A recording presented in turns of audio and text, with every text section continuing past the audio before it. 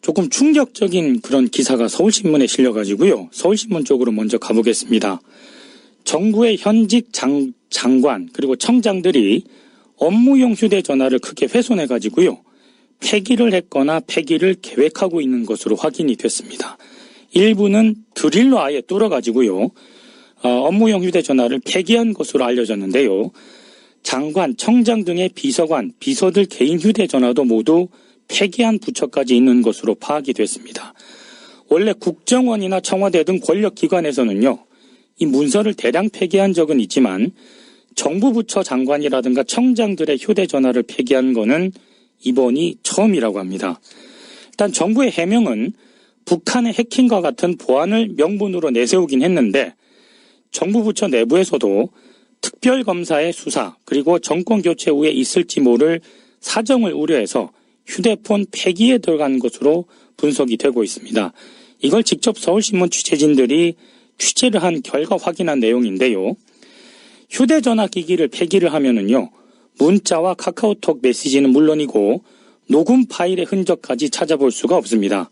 전화번호까지 바꾸면 기존 전화번호로는 영장을 청구한다고 하더라도 1년까지만 통화 내역을 추적할 수가 있습니다. 복수의 정부 고위 관계자가 이런 얘기를 했는데요. 보안이 이유라면 전화번호는 살리고 기기만 바꾸면 되는데 보안과 아무런 연관이 없는 전화번호도 없애고 기기도 망가뜨린 후에 폐기 처분하고 있다. 특검 수사와 정권 교체 후 사정에 대비해서 문제의 소지를 없애려 하고 있다. 이렇게 털어놨습니다. 이에 대해서 행정자치부는 모르는 일이다. 이렇게 해명을 했습니다. 국민일보 쪽으로 가보겠습니다. 특검이 이 박근혜에 대한 직접 조사를 하겠다. 이런 방침을 계속 밝히고 있는데요. 직접 조사가 임박을 했는데 특검과 청와대가 지금 정면 충돌하는 양상을 보이고 있습니다. 이규철 특검보가 어제 브리핑을 가졌는데요. 청와대 압수수색은 반드시 이뤄줘야 한다는 게 특검의 생각이다. 이런 입장을 밝혔습니다. 이번 주에 압수수색이 이루어질 가능성이 높은데 특검은 청와대가 압수수색에 대비해서 증거인멸을 만약에 시도를 한다면 그것도 수사 대상이 될 수 있다. 이런 점도 분명히 했습니다. 문제는 청와대가 특검의 청와대 내 압수수색에 대해서 부정적인 입장을 여전히 견지하고 있다는 겁니다. 압수수색 이후에 예정된 박근혜에 대한 대면 조사를 놓고도 청와대와 특검이 굉장히 의견 차이를 보이고 있는데요. 청와대는 경호상의 문제 때문에 청와대 내부에서 박근혜 대통령 대면 조사를 하는 거에 좋다. 이런 입장을 밝혔는데 특검은 대면 조사 장소라든가 방법은 확정된 사실이 없다는 그런 입장입니다. 특검 사무실이나 청와대 경내가 아니라 제3의 장소에서 박근혜에 대한 대면 조사를 특검은 선호를 하고 있는데 여기에 대해서도 청와대는 부정적입니다.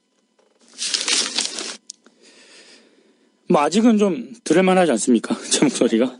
예. 오늘 옆에는 신입 PD까지 왔습니다. 예. 혹시 중계를 보고 페이북 라이브를 보고 계시다가 저 구석에 앉으신 분이 누구냐 이렇게 생각하실 분이 있을 것 같아가지고요. 신입 PD입니다. 네. 한겨레 일면을 보면은요. 여기도 좀 충격적인 기사가 하나 실려 있는데요. 박근혜 정부의 좌파 척결 블랙리스트 있지 않습니까?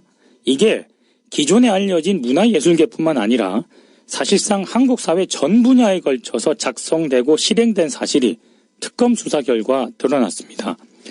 청와대는 모든 수석실이 참여하는 민간단체 보조금 TF를 만들었는데요.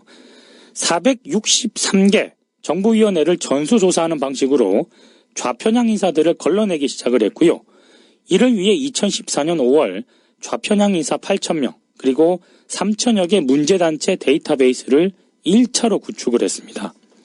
특검팀 조사에 따르면 당시 박준우 정무수석, 신동철 비서관 등은 2014년 4월부터 한 달 동안 경제금융, 교육, 고용노동, 보건복지, 사회안전, 행정자치, 국민소통, 문화체육 이거 전 분야죠.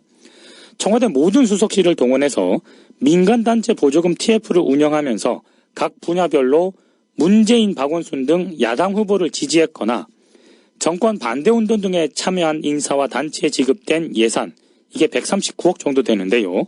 이 예산을 문제 예산으로 1차로 분류를 한 뒤에 이후 이들에 대한 반영구적 지원 축소 배제를 결정을 했습니다. 여기에는 노벨 문학상 후보로 거론되는 시인 고은 등이 포함이 됐고요. 또 정부 공모사업심사위원들 가운데는 좌편향 인사 26명을 우선 출연해 가지고 심사위원회에서 또 배제를 시키기도 했습니다.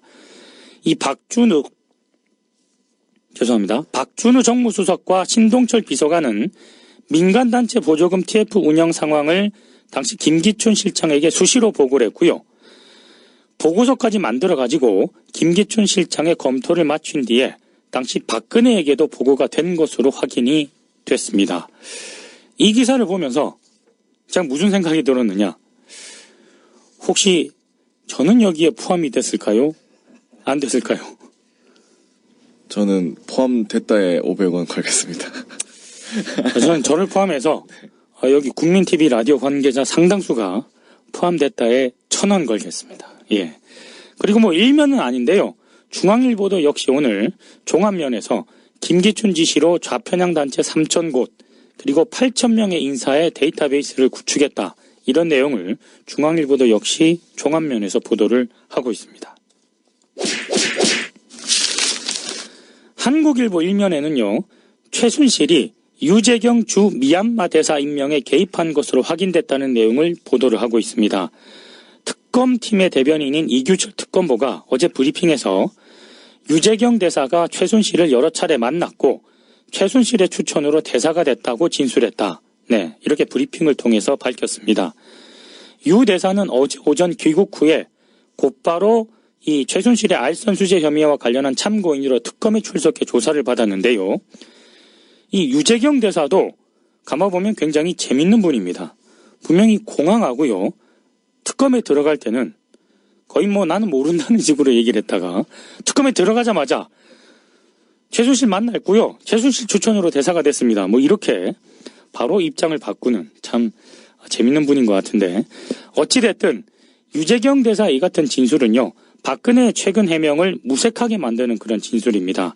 박근혜는 지난 25일 정규재 TV와의 인터뷰에서 최순실이 인사를 첨가하는 과정에서 문화부 외에는 다른 부처는 없었다. 이런 취지로 얘기를 했거든요.